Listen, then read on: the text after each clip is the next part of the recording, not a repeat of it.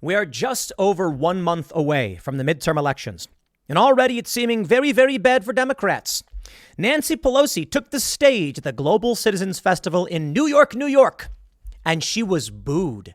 And one guy filming is like, it's Nancy Pelosi. Why are they booing her? Because people don't like the Democrats. And it's expected that they're going to lose in the midterms. By how much, we don't know. Now, since 2016, the pollsters have been panicking.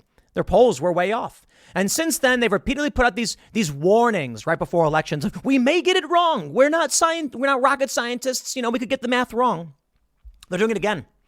More articles are coming out where pollsters are saying, or people are saying, the pollsters are saying, that they're probably wrong. And despite the fact that Democrats have taken the lead in the generic polling, historically, it still suggests they are going to lose. And then Jen Psaki comes out and she gives a statement. She says, if the midterm election is a referendum on Joe Biden, the Democrats are going to lose. I mean, just look at the economy and look at crime. It's obvious to anyone. But if it's a referendum on who's more extreme, then the Democrats are going to win. And of course, she calls out Marjorie Taylor Greene.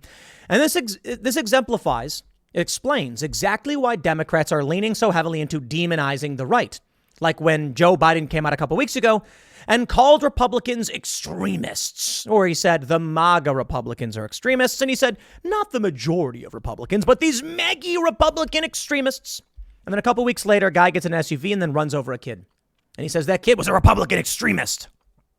We already saw what happened with this kind of rhetoric out of Portland, where a guy got shot twice by a dude with a big old communist tattoo, a Black Lives Matter tattoo on his neck. The Democrats have nothing. They're the party of the affluent. They have increasingly become the party of the rich. So talking about the economy isn't working for these people. No. What is working is screaming fascist over and over again. I think the appropriate term for what happened to Nancy Pelosi at the Global Citizen stage is humiliating display, because of what humiliating actually means. It means to make humble. That's the root of humiliate. To bring someone down.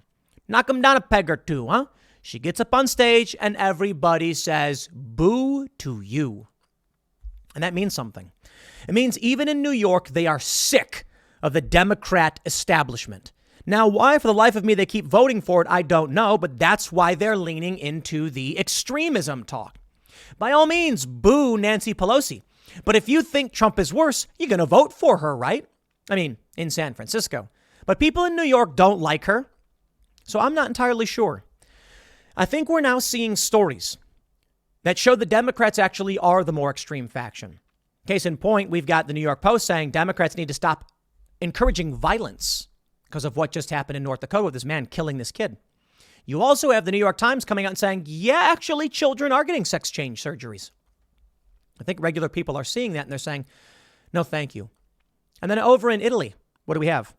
The first female prime minister, they say, maybe. And she's far right, a fascist. Yeah, she's like, we should support our families and not perform sex change operations on kids. Whatever your position there. The Democrats are extreme because their only option is to convince you the other guys are worse. Their whole platform is so extreme, they're desperately trying to cover up how extreme it is by blaming someone else. I don't think it's going to work. I really don't. I mean, I think it's working to a certain degree, but for most people, it's the economy, stupid. And with crime as insane as it is, with Nancy Pelosi being booed, you can see people are just over it. But we'll see. The Republicans may not actually pull this one out. We don't know. They may be able to get a little bit. They may win a little bit. We will see. Donald Trump's endorsement record, really good. But this is why Democrats have been funding MAGA Republicans. That's right. Spending upwards of millions of dollars to promote the messages of Trump-supported candidates, people he endorsed, because they desperately need you to think the Republicans are more extreme. The reality, I just think people are going to say, I don't know, man, stay away from my kids and I need a better job. Let's read the news before we get started. Head over to timcast.com and become a member to support our work. As a member, you get access to the Timcast IRL uncensored members only shows, not family friendly, and you support our journalists directly. All of the news that we do with all of our reporters is funded directly by our members. That's true. And we constantly strive to make more, to do better, to fact check, get the job done. We got Elad on the ground at a John Fetterman rally asking people what they think because we genuinely want to know and we want you to know what they think. But we don't make money directly off the articles. We just make articles in the hope that you will choose to support our efforts to do so. You'll also get access to our other shows like the Cast Castle Vlog and Tales from the Inverted World with more shows to come. So smash that like button, subscribe to this channel, share this show with your friends, become a member at timcast.com. And now let's see what's going on here with Newsweek. Nancy Pelosi booed as she takes the stage at New York City event. Let's play the video for you. You can hear what people say. I couldn't talk about As Speaker of the House, I am here to thank you. Hear that? Nancy Pelosi. Why is everybody booing? Did you hear that? It's Nancy Pelosi. Why is everybody booing? I couldn't talk about As Speaker of the House. So she gets up on stage at the Global Citizens Festival. This is a festival that's trying to end global poverty. What that means, I honestly couldn't tell you because it sounds like something thought up by like a child. People shouldn't be poor. Poor people aren't poor, at least by standards from 100 years ago. Doesn't mean their lives shouldn't improve, but here's the point. There will always be poor people because literally math dictates. Let me explain. In the 1900s, there were poor people. They had coal all over their faces and kids worked in factories. Early 1900s, I mean. 100 years later, poor people have air conditioning and clean water and refrigerators. If you wanted a refrigerator back in the day, you had to be rich. You wanted an air conditioner, good luck. They didn't even exist. And when they did, it was really expensive. TVs were tiny. The point is, as we grow as a society, there will always be people who have the latest technology and people who don't. So how do you end global poverty? No idea. But anyway, Nancy Pelosi gets on stage and they boo her. They're going to say Pelosi was called up on stage on Friday by actor and musician and activist Priyanka Chopra. As she took the stage and discussed efforts to combat climate change, many members of the audience began to boo her. One user claiming to be in attendance shared a video on Twitter to controversial alt-right figure Jack Posobiec. Oh, I didn't realize that Jack was alt-right. Maybe because he's not. As of Sunday afternoon, the clip had been viewed 167,000 times. Quote, as Speaker of the House, I am here to thank you for your dazzling advocacy, entrepreneurial thinking, and determination as global citizens. Global citizens. I wonder what that means. Pelosi said amid the jeers from the crowd. It's thanks to your help that the United States recently enacted historic climate legislation, which will be a game changer. It will slash carbon pollution by 40% by 2030. Yeah, in California, they banned electric cars. They banned gas cars. They banned the charging of electric cars. No. That's a little bit extreme. They said, please don't charge your car. It's only a matter of time. In many different jurisdictions, we've seen them put limitations on your ability to change your thermostat. One person super chatted us on IRL saying that in Nevada, the thermostat automatically goes up to 78 without telling them at 3 p.m. And then before they realize it, the house is hot and they have to go and crank it back down. In Colorado, it said, sorry, you can't change your thermostat because you signed up for our Energy Saver program. I think humiliate is the right word, as I was saying. Humiliate comes from the Latin root word of humilis, humility. To humiliate means to make someone humble. Being humble is a good thing. Nancy Pelosi should recognize what she represents and who she is, and probably bow out, retire because she is despised. But perhaps some people booing her may humiliate and make her humble. Which brings me to this article from timcast.com. Oh, where the Democrats will be. They will lose, and they know that. Democrats will lose if election is a referendum on Biden, Jen Psaki says. Here we go. In a Sunday appearance on NBC's Meet the Press, former Press Secretary Jen Psaki said Democrats will lose the November midterms if the election is a referendum on President Biden. Look, I think that Democrats, if the election is about who is the most extreme, as we saw, Kevin McCarthy touch on with Marjorie Taylor Greene, I'll say her name, sitting over his left side, that they're going to win. If it's a referendum on the president, they will lose, and they know that. She's basically admitting Democrats must demonize the right, otherwise they lose. That's why Joe Biden came out and said what he said. The former press secretary further noted crime as another vulnerability for campaigning Democrats, citing Pennsylvania's gubernatorial election between Democratic Lieutenant Governor John Fetterman and Republican challenger Dr. Mehmet Oz. Follow the money, said Psaki. In Pennsylvania, the Republicans have been spending millions of dollars on the air on crime ads, against Fetterman because that's where they see his vulnerability. So yes, the economy is hanging over everything, but you do have to look at state by state factors, and crime is a huge issue in the Pennsylvania race. A record will quite literally follow you through the rest of your life, costing you better job opportunities, better housing opportunities, better employment, and all kinds of other things that really aren't fair. In my opinion, quite frankly, said Fetterman at the Power of a Pardon event in late 2021. So I'm proud to say that through our leadership, we've conferred more pardons in Pennsylvania than any administration in history. On September 1st, Democratic Pennsylvania Governor Tom Wolf, along with Fetterman, announced a pardoning project for criminals with minor nonviolent marijuana convictions. I agree with this, by the way. According to the governor's website, applications for the PA Marijuana Pardon Project will be accepted until the end of the month by the Pennsylvania Board of Pardons.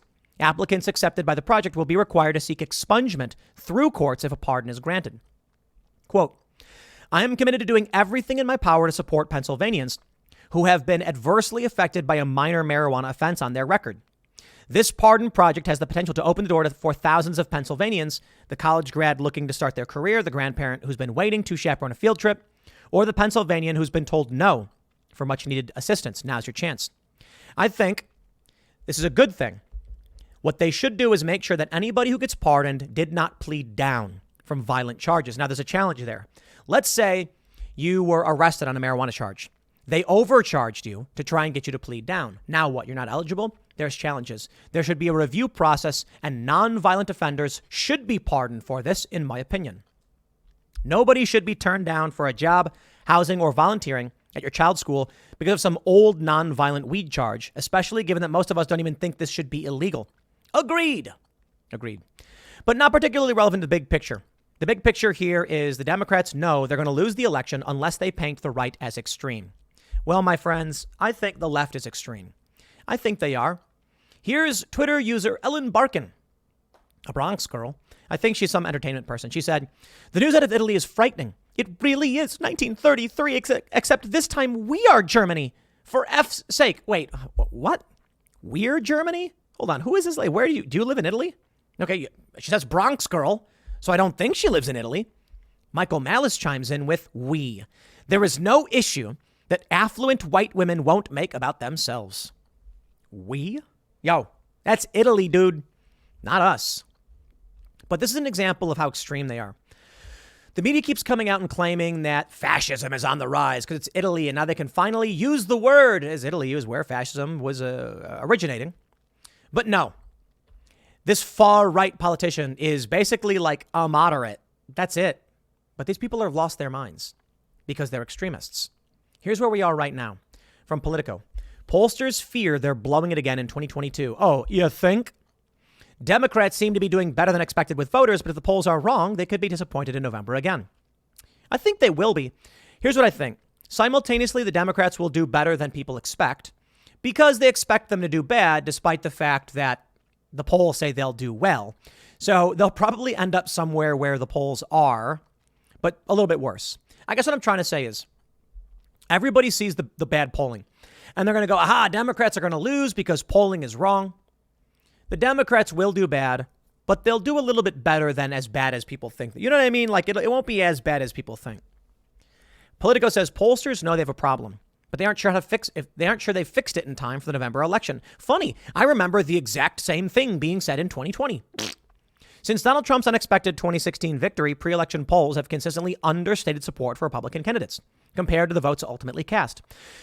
Once again, polls over the past 2 months are showing Democrats running stronger. Now, here's what I wonder. Are the people booing Nancy Pelosi booing her because they hate Democrats or because they hate corporate Democrats? Are they Bernie leftists or are they moderates who are like, we ain't voting for any of these people ever again? Hard to know for sure. But look, I don't care to read another the polls are wrong article because we read them nonstop all day, every day. We know the polls are wrong. I think Republicans are going to do well because the polls are wrong. I don't think it'll be as bad as a lot of people think, like a major, red tsunami. I say that somewhat facetiously, but of course, here's what they're going to do. The left will pull out all of these videos where I'm like, a red tsunami may be coming. And they're gonna be like, haha, you were wrong. And it's like, yeah, okay, dude. When a poll came out showing Republicans had a 5-point generic ballot lead, it was indicative of a red tsunami. Now the gap has closed because time has changed. We will see. We don't know exactly what's going to happen. I think Democrats will do better than people want them to, but we'll see. The New York Post writes, Democrats need to stop urging political violence. Okay, Jen Psaki, if this is a referendum on who's more extreme, let's play a game. Will regular people get access to this information? Will they see how extreme Democrats have become? It's up to you. It's up to you, faithful viewer, to share this video. If you don't, well, then people won't hear it. And that's just reality. And most people don't. Look, a lot of people will listen to this on a podcast on like iTunes. How do you directly share that? You can tweet that you watched the show, or you can tell your friends about it. Some people might watch on their TV, a lot harder to share. Some people on apps, a little bit easier to share. The point is, a lot of people don't share. You don't have to, it's fine. But my point is, whoever it is who's talking about this that you support, you should be informing people this stuff's happening. Because Jen Psaki's not wrong. That's why they're doing what they're doing. The Democrats are a party of urban, wealthy elites. They need something that is not economic to campaign on because rich people aren't so worried about the economy. Not as much, at least. Middle class and poor people are. This is what you need to show, that these people have become extreme. The New York Post says, Kaylor Ellingson was killed last week in North Dakota after another man, Shannon Brandt, hit him with his SUV. Ellingson was 18 years old. Brandt was convinced the teenager was affiliated with a Republican extremist group. No evidence exists for this claim. Footage of Brandt's bail hearing shows him seeming confused that he may suffer for his actions. It comes right from the top. The president of the United States, supported by a fangirl media, spouts irresponsible rhetoric that led to Ellingson's death. We get it. I'm not going to read the paragraph she wrote, but you know. Biden said MAGA Republicans are extremist threats. Quote, I remember as a young student, trying to figure out how people get basically drawn in by Hitler. How did that happen? I'd watch newsreels and I'd see this guy sitting up there ranting and raving and people shouting and raising their arms. I thought, what's happened to these people? Clinton said at the Texas Tribune Festival in Austin. You saw the rally in Ohio the other night. Trump is there ranting and raving for more than an hour. And you have these rows of young men with their arms raised. I thought, what is going on? Yeah, Joe Biden came out, raised his fist and said, oh, MAGA! Here's the thing. Here's a picture of Joe. He's angry. Here's the thing. Trump's true fervent fan base is relatively small. The people who vote for him vote in a coalition. Me, I'd probably lean towards DeSantis at this point. We'll see how it goes. I go back and forth. But DeSantis really does, with the Martha's Vineyard stuff, DeSantis, I think, is really doing a great job. So, yeah. The Trump zealots are a small faction. A lot of people are fervently cultist for Trump, but most people are like, yeah, Trump does a better job on certain things. I wish he did better here. With the Democrats, they're like, we hate Joe Biden, but we hate Trump more. The hatred they have for Trump is greater than the love for Trump. Fact. But there's a coalition of people who are terrified of the cult against Donald Trump. The real cult are those who hate Donald Trump. Because sane, regular people are like, yeah, I get it. Trump's kind of bad in some ways, but whatever. The cultists are just like, I refuse to read any news that might question my reality. It's creepy, and it's bigger, and they're advocating for violence. And I think regular people need to see this, because Jen Psaki, I think is right. It is a referendum on who's more extreme, and I'm telling you this: it's the Democrats. The Democrats are more extreme. They're a cult. Share this information with people. They might not want to hear it. That's fine. But I'll tell you this: if anyone ever says, "I'm not watching that," that's right-wing grifter stuff. You're gonna be like, "Oh, like some kind of religious zealot," and that's it. Religious zealots. These people are like, Christian religious zealots won't read the news. It's like, okay, tell them that same thing. Be like, oh, okay, so you criticize people who won't read the news and you won't even try to prove it wrong. Why? Because you can't. Because you're in a cult. Cultists are the ones who refuse to read the news. That's them. So here we go. Let's talk about who's more extreme. All right, we're going for it. First, Latino voters are shifting right. Here's how Democrats can bring them back. Yeah. I don't care to read how they can bring them back, but we are seeing it. In fact, some estimates say that even in the black community, 22% of black voters might go Republican. That's apocalyptic. Democrats can't win unless they have at least 80% of the black vote. 22 suggests Republican victory. The reason why I'm saying I'm going to show you how extreme the Democrats are, but bring up Latinos, is I think there's a big reason why Latinos are shifting to the right. One is immigration, but also its traditional values. Latinos are family oriented. They're not as religious as some people think, but they are, many of them. And they certainly don't agree with woke insanity. They don't like the term Latinx or whatever. And they don't want their kids indoctrinated with weird cult values. So here we go, ladies and gentlemen. You want to talk about extreme? Let's play that game. I'm going to start by saying this. Children are getting sex change surgery. They're getting it on the top and the bottom. And they're lying about it in the press. Mostly the activists are lying about it, and then many activist news organizations are pretending like that's true when it's not. The New York Times writes, more trans teens are choosing top surgery. Small studies suggest that breast removal surgery improves transgender teenagers' well-being, but data is sparse. Some state leaders oppose such procedures for minors. Interesting. Here's a doctor. Dr. I can't pronounce this. It's SIDHBH. So is that Sid? Genuinely can't pronounce it. I'm sorry. Let's call her Sid. Dr. Sid Gallagher's unusual embrace of social media platforms like TikTok has made her one of the most visible surgeons. She stands in front of a sign that says science is real, Black Lives Matter, no human is illegal, love is love, women's rights are human rights, kindness is everything. Here's the story. Michael, 17, arrived in the sleek white waiting room of his plastic surgeon. After years of squeezing into compression undershirts to conceal his breasts, the teenager was overcome with relief that morning last December. Wearing an unbuttoned shirt, he posed for photos of his mother and the surgeon. Happy to share his bare chest with the doctor's large following on social media. It just felt right. Like I'd never had breasts in the first place. It was a yes, finally kind of moment. Michael is part of a very small but growing group of trans adolescents who have had top surgery or breast removal to better align with their body's experience, etc., going on. They make the point, highlighting a 17-year-old. It is true that there are many children between the ages of around 13 to 17, these are minors, who are getting double mastectomy surgery. It's also true that there are children who are getting what's called bottom surgery. That is, their genitals removed or reshaped or altered. There are some anecdotes of youth hysterectomies. I don't know for sure, but I do know that there are bottom surgeries in scientific journals. Though they are more rare, they do exist. Now, you may be hearing from many people when you tell them, this is very important. I believe the overwhelming majority of Americans would oppose sex change surgery for children.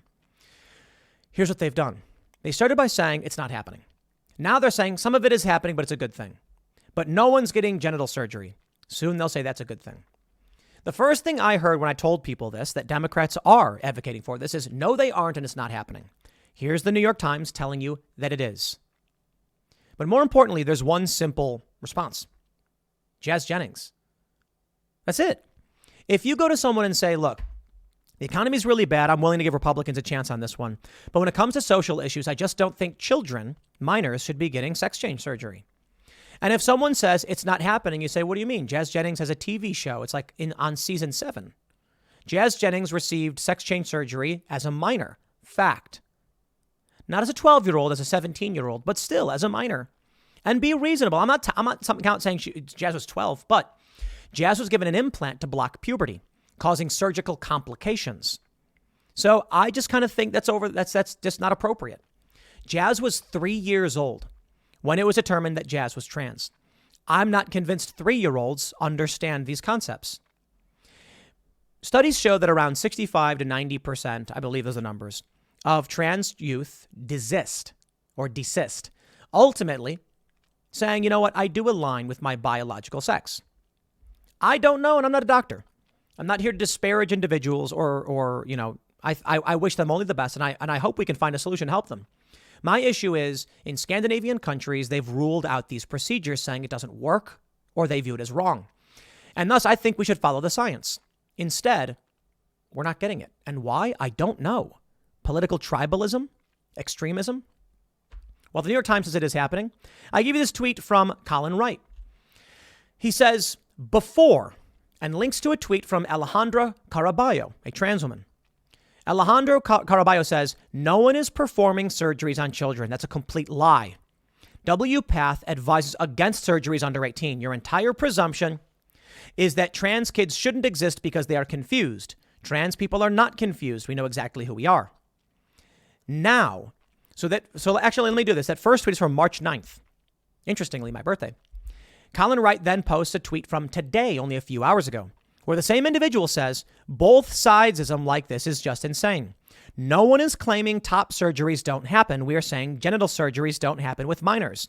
In the midst of a moral panic, the New York Times decides to throw fuel on the fire. You can see the shift. On March 9th, they said no one is doing surgeries on minors at all. Now that it's been exposed, they're saying, no, we're not saying that. We're saying genital surgeries. However, Jazz Jennings, as he points out, was a minor who had genital surgery. Look, it's an extreme position. Some people have said this, no one's getting genital surgeries. My response was, okay, well then let's shut the whole thing down. Just prohibit it and no one has to worry because no one's getting it anyway, right?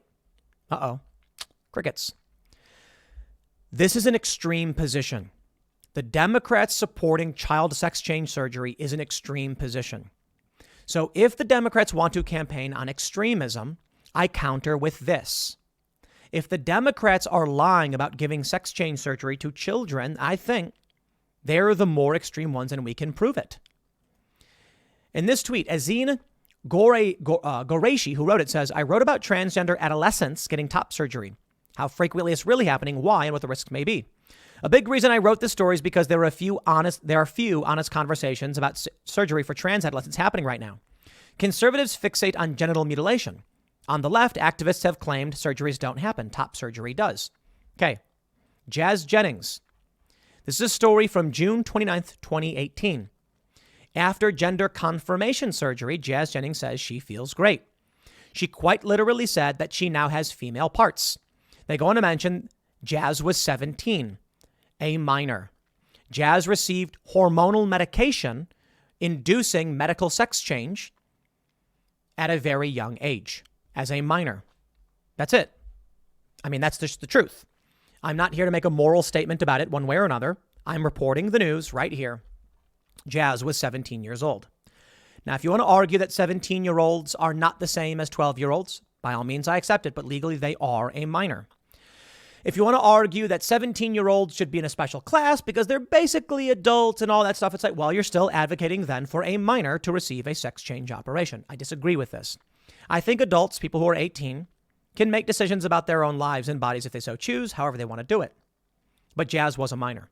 I believe it's an extreme position. Now, I've had some criticism because whenever I bring this up, these people come out and they say things like, why do you care so much about what kids are doing? It's a small group of people. And I'm like, listen, I actually have stated this several times. Parents should make the decision that they feel is right for their kids. However, we also banned lobotomies. There's a certain point where we're like, these things don't work. I look to the Scandinavian countries like Finland, Sweden, and Denmark that have said, we will no longer allow this. The science shows it doesn't work. At that point, I think it's very important we assess this because we're dealing with people's lives. And we're concerned about whether or not these people will be happy and live full lives. But in the end, I throw it to the left. Look, I think climate change is a real problem. And I think what we're seeing here with the left, well, okay. They're either aborting their own kids, they advocate for abortion, okay, or they're sterilizing their kids. Whether the kids are trans or otherwise isn't the point. The point is Jazz will never have children. Jazz has expressed wanting to be a mother, but Jazz cannot reproduce because of puberty blockers. That's it. There's nothing to develop. There's nothing to use. I suppose they could take Jazz's DNA and stem cells and maybe do a cloning process. I'm not entirely sure. For the time being, Jazz does not have the ability to have children. Jazz could adopt and be a mother that way, and that's respectable. But in the end, as the left advocates for not having kids, this is what will happen. From CNBC, climate change is making people think twice about having children. Okay, well, conservatives don't care for climate change, so they're still having kids. The end result is going to be there will be less people because the left is using birth control, having abortions, and sterilizing their kids. But conservatives aren't, so the future will be conservative. That's just a reality. So I don't understand if you believe in parental rights ultimately on medical decisions for parents, then, I mean, I have no problem saying I don't agree with sex changes for children, but I'm not the parent, so they're going to make the decision that's right for their kids. Ultimately, the science will determine whether or not we should allow these procedures, and I think the science is saying we should stop. For the time being, until the law is passed, I don't know if I should have the right or the government should to interfere with what's legal and what the parents are doing for these kids. In the end, I can only say to the left, they should be happy. They're going to have less kids. They're going to sterilize their kids. So I don't see why they should complain. The right, hey, the liberals are taking away their ability to have kids. What are you complaining about? I suppose individual rights and liberties. So long as you keep your kids away from the left and you homeschool them, you have nothing to worry about. But in the end, I will say this. The Democrats are in a downward spiral. They're expected to lose because the economy is in the gutter, because crime is through the roof. And if they think they can bank on extremism, sorry, take a look at this. Y'all are extreme. They are. They're trying to paint the right as extreme when the right isn't. Marjorie Taylor Greene is not extreme. Just not. She's conservative. They call Ben Shapiro far-right, alt-right, white nationalist. He's Jewish. They call me the same thing, or at least they try to. They say things like, I hype. That's what Salon said. He hypes these ideas. What are you talking about? I'm mixed race, you lunatic racists. They're the extreme ones saying garbled nonsense. Mixed race people are white supremacists. They've said that for years, and it makes no sense, and it still makes no sense. They're nuts. I think in the end, you go to regular people and you say, who's more extreme? The person who says we should secure our borders or the person who wants to give a child a sex change? I think it's pretty obvious what they're going to say. Like, well, borders are normal. This isn't. I don't agree with that. So here's the point. When I tell people, look, I get it. Trump's kind of off the wall, kind of crazy, but I just can't support a political party that's in favor of sex change for children. They go, that's not happening. That's not Jazz Jennings. Jazz Jennings was given medical intervention. She's on TV. Jazz is a TV show with 7 seasons. Come on. It's literally happening. Jazz got hormonal therapies at a young age. Medical sex change. Medicinal sex change. I think it's called. Hormonal. And then at 17 years old, got surgical sex change surgery. I just think that's not okay. I'm just not a fan of it. I think we should have lawmakers assess the science, which would ultimately lead them to banning it. And I think the Democrats are supporting it because they're extreme. Because we like Scandinavian countries, don't we? What happened? No idea. The left disagrees with Sweden all of a sudden, huh? Sure. Ask to Nancy Pelosi. Maybe this is part of the reason why they're all booing you. I think a lot of the booing came from Bernie Sanders leftists, mind you. They don't like corporate Democrats. And I think some of it is from people who are more moderate. So ultimately, just everybody hates Pelosi. There you go. Congratulations. I don't know who's going to win. It's looking like Republicans. We will see. Next segment is coming up at 8 p.m. over at youtube.com/TimCastIRL. Thanks for hanging out, and we'll see you all then.